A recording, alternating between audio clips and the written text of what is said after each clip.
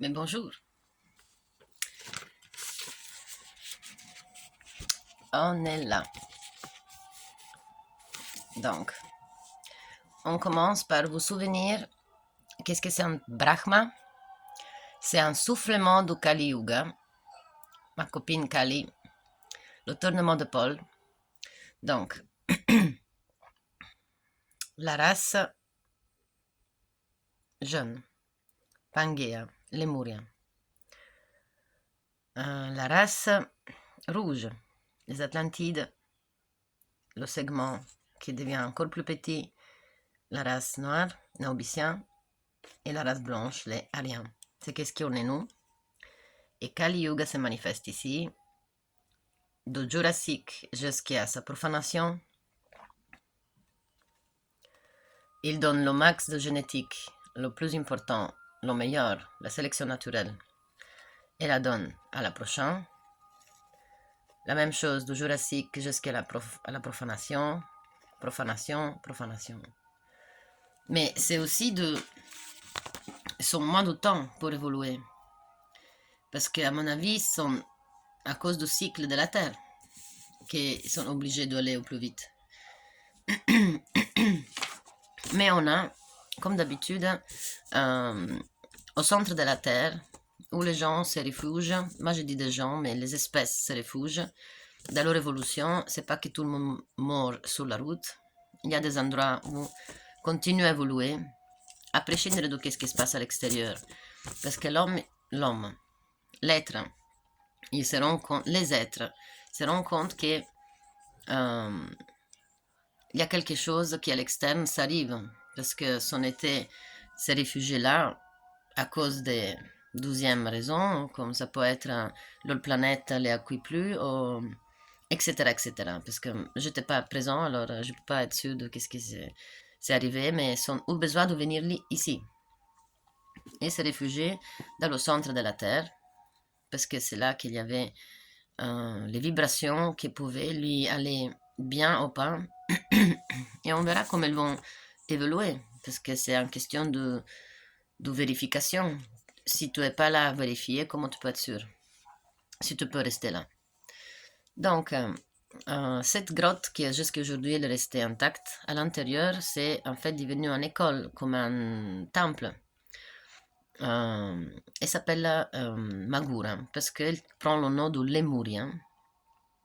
Et c'est le continent Mu, s'appelle MU. Donc là, à l'intérieur, quand eux, ils prient ou ils se manifestent, ils se mettent en contact avec la vibration de la Terre, ils font Mu, ils font pas Donc de là, on peut se retrouver pour les tournements d'épaule et à quel moment on se trouve. Voilà.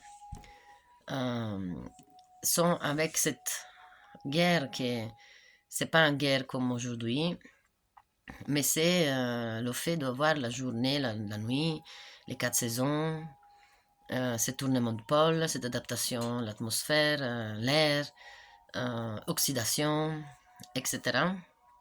Donc, eux ont besoin de se réfugier quelque part. Et pour eux, le temple, c'est devenu cette grotte Magura. À l'intérieur, si on l'observe bien, c'est quelque chose d'immense. On dirait, on se l'imagine en petite grotte, on se met tous un sur l'autre, mais c'est vraiment pas le cas. C'est un truc immense à l'intérieur. Comme si la terre à l'intérieur, il est vide. Vide, il y a la place pour tout le monde. C'est qu'est-ce que on va voir aujourd'hui. Mais eux sont toujours ce sentiment que les astres, les étoiles, les planètes, quand elles se rapprochent à notre planète Terre, sont ce sentiment de quelque chose à l'intérieur d'eux, ça change, sont quand même influencés. Sont leurs rituels, sont leur façon de se manifester, toujours avec grand respect un pour l'autre, et chacun est nécessaire. Et on verra ces 12 exemplaires par rapport aux symboles qui sont lâchés pour nous, et ils sont envie que nous on le sache, que eux s'occupaient de ça, s'occupaient d'évoluer, s'occupaient pas de tuer et manger le mammouth. Parce que c'est trop banal. il y en avait certains que je me doute fort que leur nourriture c'était vraiment matériel.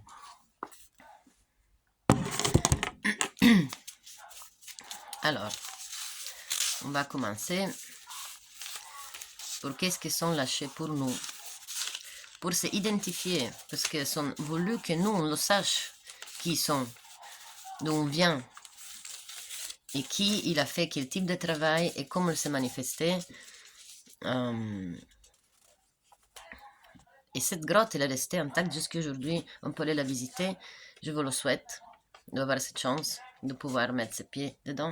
Si j'arrive à faire une vidéo de photos, mais je ne sais pas pourquoi j'arrive pas à le publier, pour voir l'immensité à l'intérieur de cette grotte et les escaliers qui sont faits, c'était quelque chose de très civilisé. C'était pas l'homo sapiens qui grimpe sur les arbres. Mon pote Darwin. Alors, du 25 décembre au 21 janvier, le symbole, c'est ça.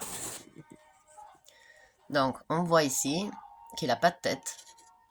Ça, c'est son corps. Ici, il est féminin masculin. Cette ligne ici, sur le, que le coupe en deux, c'est ça que ça veut dire, féminin masculin. Il n'a pas de pieds pointés dans la terre.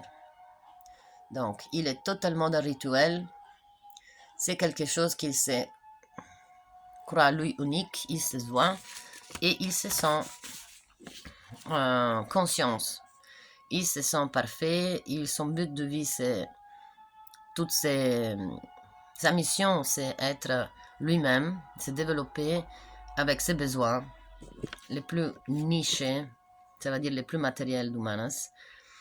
Et il est fou amoureux de soi et de ses appétits, et il croit que c'est ça le sens de la vie. Et il termine par son travail.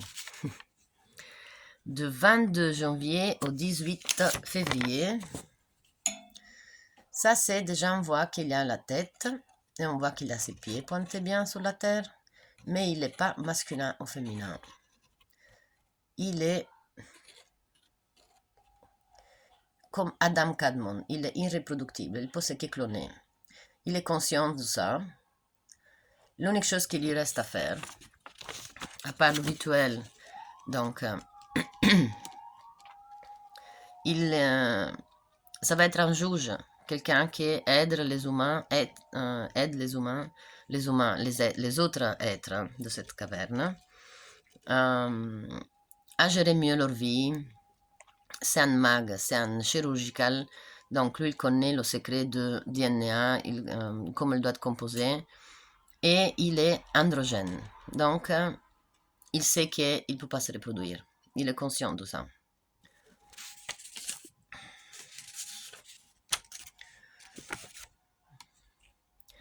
Alors,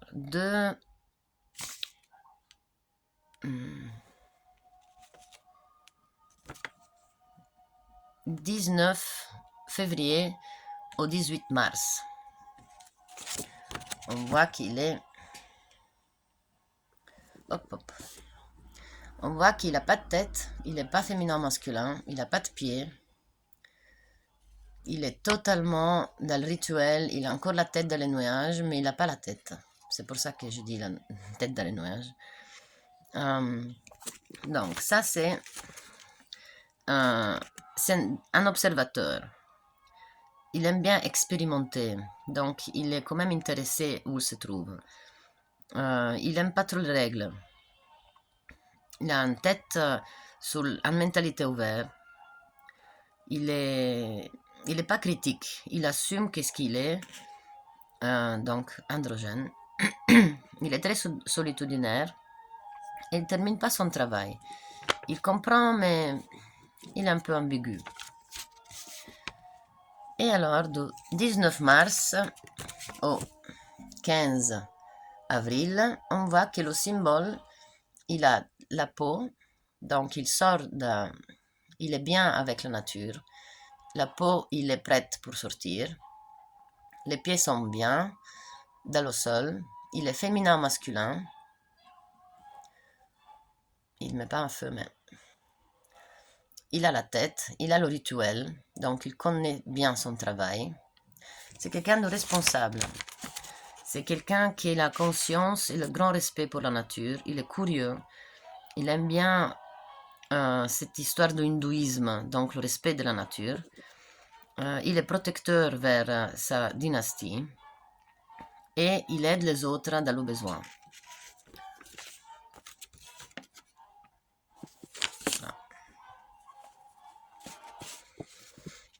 Du 16 avril au 13 mai. Maggio. Voilà. Ça, on voit bien que c'est un mage, comme le dit le mot de moi. Il n'a pas de tête. Il est totalement... il n'est pas féminin masculin. Il n'a pas les pieds sur le sol. Donc lui, il vole.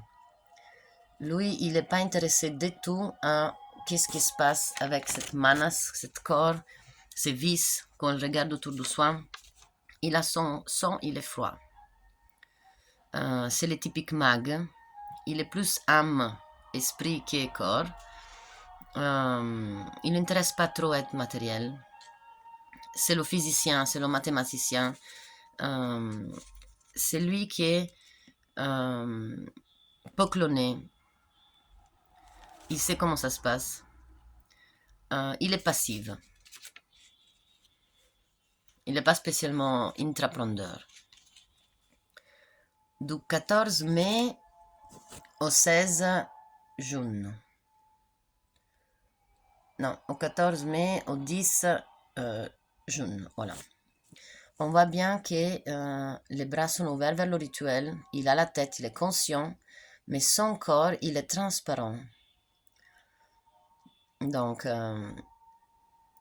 pour lui, il n'est pas vraiment complet. Il se sent, il veut. C'est comment dire le sacerdote, le prêtre. Il s'occupe que du rituel. Il est difficile à collaborer avec les autres. Il est hors de douane. Il a ses habitudes d'ailleurs, comme on aime bien dire d'ailleurs, parce que peut-être faisait autre métier quand il était ailleurs. Mais il a son destin, il le met là-dedans. Ça veut dire que lui aussi, il est nécessaire. Il est conscient de soi, mais lui, il gesticule et il se manifeste au noir. Il aime bien le sombre, il n'aime pas qu'est-ce que c'est la lumière. Il n'est pas habitué. Donc peut-être chez lui, c'était toujours nuit. Il sait bien vivre avec les autres, mais il se manifeste mieux dans la nuit.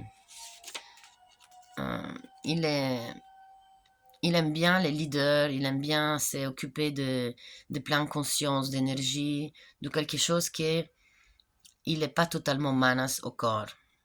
Les dirigeants, il aime bien.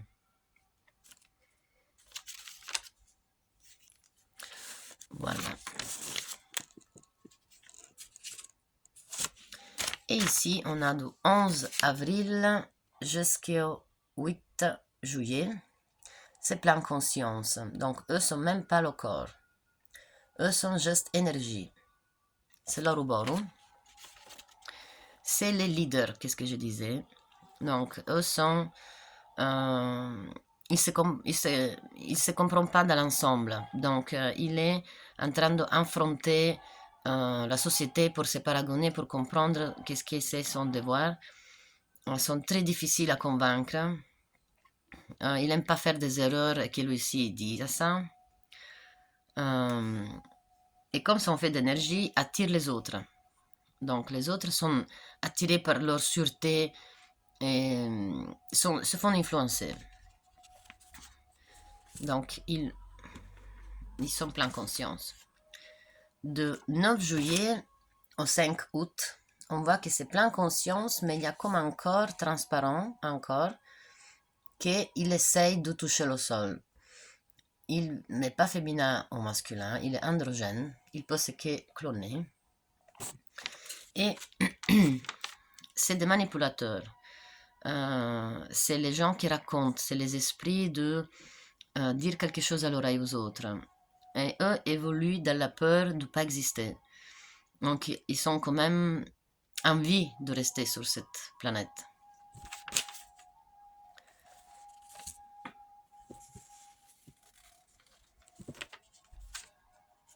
Ici, on est de 6 août jusqu'au 2 septembre. On voit bien que c'est encore en pleine conscience, mais son corps, il est un peu transmutable. Ça, c'est quelque chose qu'il peut rentrer dans des corps qui sont très faibles en énergie et il peut se transmuter dedans. C'est le typique chef d'équipe. Il est envie d'avoir un corps. Il est gesteur de soi-même. Il est sûr de soi-même, mais cette histoire de son corps, il ne l'attire pas trop parce qu'il sait qu'il peut se tromper là. Donc, sa force de volonté, c'est un chef d'équipe. C'est un chef d'équipe, mais très dangereux parce que si c'est pas de la positivité ou de la négativité, ça peut développer différemment. C'est entre devenir le meilleur de soi et entre le profaner totalement soi. Du 3 septembre au 30 septembre, on voit que c'est comme un 7, comme un E, mais il est planté bien les pieds dans le sol. Et il est féminin et masculin, utilise les deux lobes pour ses réflexions, donc il a la totale de réflexion. Sa mission, elle est d'illuminer les autres, parce qu'il travaille dans la lumière, pas parce que c'est le plus intelligent. Donc l'intérêt, c'est ces types d'êtres qui sont illuminés. Et il aimerait bien que les autres soient un peu comme lui. Il aime bien convaincre, mais avec des instruments, et il peut se sacrifier pour ça, pour sa mission.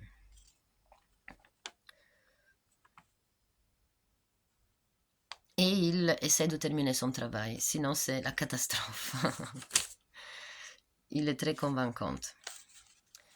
Ici, on a du 1er octobre au 26 octobre, et on voit bien qu'il est déjà humanoïde. Il a les pieds, il n'est pas féminin masculin, il est androgène aussi, et il est très manipulable. Donc lui, il est capable de se profaniser par sa éducation, que quelqu'un l'a éduqué. Il lui dit, tu peux tuer, tu peux dévorer, tu peux... Malheureusement, il agit avec le lobe gauche. Ça veut dire que ses actions, c'est par la main droite. Mais ça veut dire qu'il n'est pas conscient totalement des deux lobes. Donc, c'est quelqu'un qui aime bien dommer.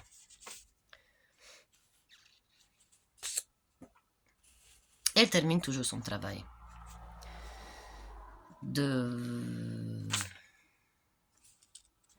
Ah, d'accord. Comme d'habitude, j'ai loupé parce que mes papiers se mélangent.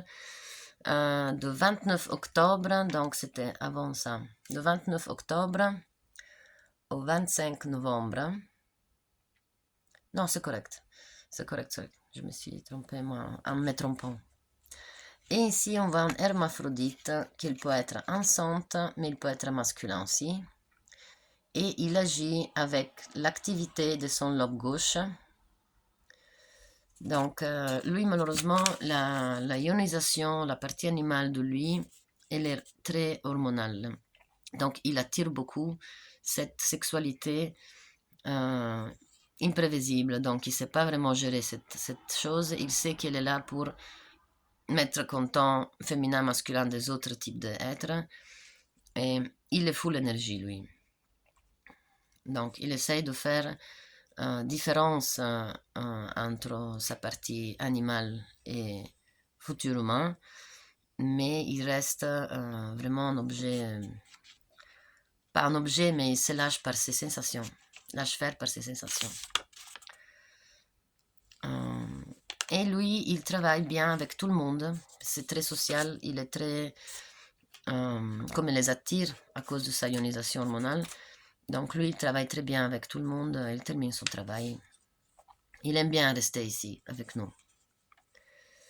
Le 26 novembre jusqu'au 24 décembre, on voit bien qu'il n'y a pas de tête, il n'est pas féminin masculin, il est androgène, il peut sortir parce que sa peau est prête, mais on voit que lui, il croit à tout ce que c'est ses pouvoirs de main. Donc, tout ce que lui peut créer, peut faire, il est un peu diviné en soi, il est amoureux de soi, il a envie de perfectionnaliser la perfection, parce que il utilise le lobe gauche, ça veut dire qu'il est actif, il est très réactif, il est très impulsif, et leur mission c'est manipuler pour que les gens deviennent pour que les êtres deviennent comme lui et qu'ils croient à ce qu'ils font. Ça veut dire qu'ils vont créer ce qu'ils savent avec leurs mains.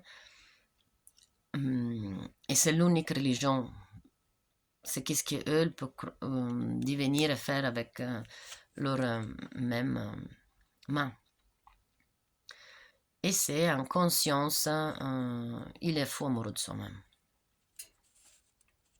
Voilà. Il travaille, il termine son travail toujours aussi, c'est ça que je voulais dire. Il est sérieux, mais quand même, comme notre ami Platon, qui essaie de nous expliquer cette grotte, la grotte de Platon, elle est très connue, de laquelle je voudrais bien la regarder avec vous en 3 façons, donc divine, sacrale et profane, parce que ce livre est très important. C'est un philosophe qui explique qu'à l'intérieur de... C'est une méthode philosophique qu'il utilise, mais il faut le regarder en 3 façons parce que je suis sûre que l'interprétation de beaucoup de monde est juste profane.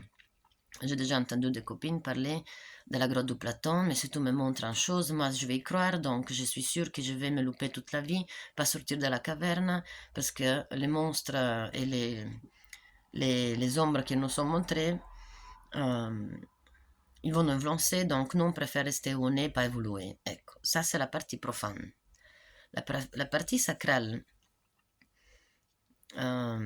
justement, ça doit être un impulse pour justement voir une autre façon. Parce que si quelqu'un reste dans une caverne avec la peur, c'est pas évolutif. C'est juste quelqu'un qui a décidé de manipuler, mais c'est pas assez. Donc, qu'est-ce que c'est le khram et la grotte? C'est le temple. C'est l'endroit où on étudie, c'est l'endroit où on découvre ces symboles et on essaie de l'interpréter. Donc, ça, c'est déjà une gymnastique, c'est quelque chose d'évolutif. Alors, de les tenir, même s'ils ont peur, même s'ils ont envie de se projeter plus loin, quand même, ce groupe, il faut qu'ils passent dans le profane, dans le sacral, pour comprendre. Déjà, ça, c'est bien. Je veux dire, pour l'évolution.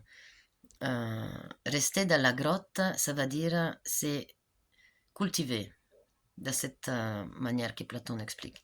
Mais la partie divine de cette explication, c'est exactement ça. C'est exactement ça. Interpréter les symboles et ce type de gens qui avaient, de ce type des êtres qu'il y avait à travers les vibrations, que c'était mou, à travers la connaissance, l'interprétation, l'acceptation de qui est là et que chacun a un devoir. Donc, il n'y a pas de racisme, il n'y a pas de